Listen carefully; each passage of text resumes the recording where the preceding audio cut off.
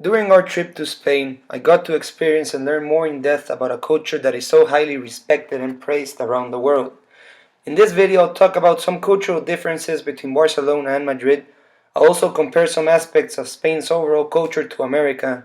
And finally, I will describe how purchase power parity holds and does not hold for some products that I bought and analyzed during the trip. I've been a Barcelona fan all my life, and I understand how important soccer is for the Spanish people. The rivalry between Barcelona and Madrid not only marks an important aspect of the culture in Spain, but for most people it's considered a religion. We got to go to both stadiums and have a more in-depth feeling of what living in both Madrid and Barcelona actually meant. Although we're only talking about two football clubs, those clubs have a great influence in what the people do and support in their cities.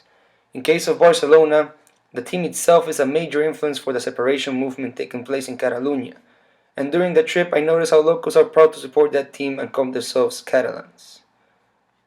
You could see all over the city flags of both Barcelona team and Catalonia, and I felt that the rivalry between them is very similar in both the sport and governments. In Barcelona, I visited some friends and I experienced firsthand how different the culture in Spain is from the US. I got to go around the city in a bike and I had some dinner in their apartment. First thing that came to my mind was the difference in the cooking. I felt like I couldn't say no to what was offered to me, and they had plenty of food to go around. It was more of a traditional meal for them, and that is something that I rarely see in America. Another thing I noticed was the size of the apartment and the price. My friends told me that their neighborhood was known to be a very attractive one for people that are doing just fine economically. However, I figured that with the price of those apartments in Barcelona, you could easily find an apartment at least twice the size in the US. In this case, power parity did not hold because considering exchange rates, the apartment in Barcelona was still more expensive compared to an apartment the same size in the US. Antonio Gaudí is among the most famous architects in Spain and definitely the one with the most influence in Barcelona. During our stay in Barcelona, we got to visit multiple places around the city that he designed.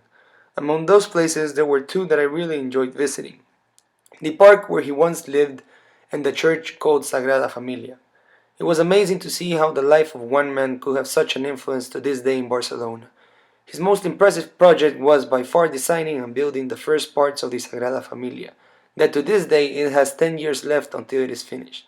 The detail put into this project was amazing to see and experience, and it is among the most attractive architectural projects in all of Spain. Some traditions that we got to see were flamenco and bullfighting. Personally, I enjoyed the flamenco and I felt that it was a very unique tradition of the Spanish people. However, I decided not to go to the bullfight since I was not a huge supporter of that kind of sport. Luckily, after talking to some locals in Madrid, I learned that the tradition is slowly fading away since younger generations are not big supporters either. From a business point of view, I noticed a huge difference between how Americans do business compared to Spain. There was a time a day where the Spanish people would go home, have lunch, and enjoy of their siesta. This I noticed was very common all over Spain and not just in Barcelona or Madrid. I felt that their way of living and going out their business was more relaxed in a certain way, especially during the summer where they enjoy spending time at the beach. Business-wise, however, there was still plenty of people in the streets at night, and normally businesses closed late at night. Many of those businesses were restaurants which for the most part offered tapas and paellas, which are both a very traditional meal in Spain, and I got to enjoy both of them multiple times throughout our trip. There were two products that I chose to analyze to see if purchase power parity holded for both of them or not. The first was the best product in Spain, FC Barcelona's shirt.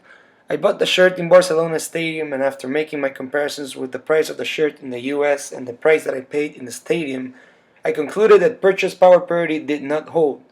Counting for the exchange rate at the time on June 10th, which was 0.88655, the shirt in the US was still significantly more expensive than in Spain. On the other hand, I entered into a jewelry store to take a look at a watch that I really like, and after finding the watch in the US market and counting for the exchange rates as well, I concluded purchase power parity did not hold either.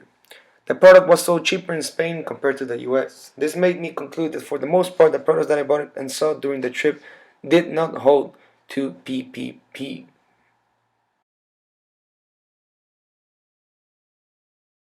In conclusion, I really enjoyed taking this trip and getting to make new friendships. I feel I expanded my knowledge on international finance, and I hope this program goes on for future trips abroad with TCU. Thank you very much.